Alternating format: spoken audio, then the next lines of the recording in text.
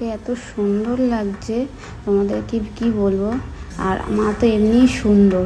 তো আমি কালকে ওখানে অনেকক্ষণ দাঁড়িয়েছিলাম, মাকে শুধু দেখছিলাম, তারপরেই ভিডিও করেছি। তো আমাদের কালকে একটু যেতে লেট হয়ে গেছে, সন্ধেবেলায় গেছিলাম। আর এটা হচ্ছে ব্যারাকপুরের মধ্যে আছে। তো আমি জানতাম না, আমার হাজব্যান্ড আমাকে নিয়ে গেছে।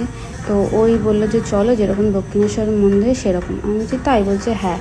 তো আমি বললাম চলো তাহলে। আমরা গেছিলাম, একটু সন্ধ্যা হয়ে গেছে। তো সন্ধ্যাবেলায় ভালো লাগছিলো, দিনের বেলায় দেখলে আরও ভালো লাগবে। একদিন ইচ্ছা আছে দিনের বেলায় যাব।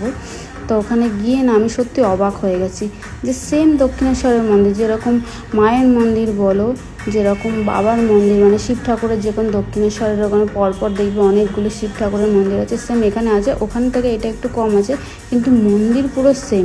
আমি দেখে অবাক হয়ে গেছি যে সেম আছে, আর কত সুন্দর। আমার তো খুব ভালো লেগেছে।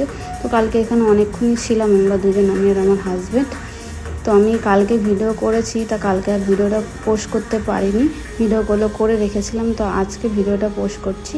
তা তোমরাও কমেন্টে জানিয়ে যে কেমন লেগেছে, আর তোমরা কে কে এখান থেকে ঘুরে এসেছো। আমি তো ফার্স্ট টাইম মানে গেছি। তো সত্যি কথা গিয়ে তো আমি অবাক হয়ে গেছি। মায়ের মন্দিরটা তোমরা দেখো, সেম দক্ষিণেশ্বরের মন্দির, জানো না।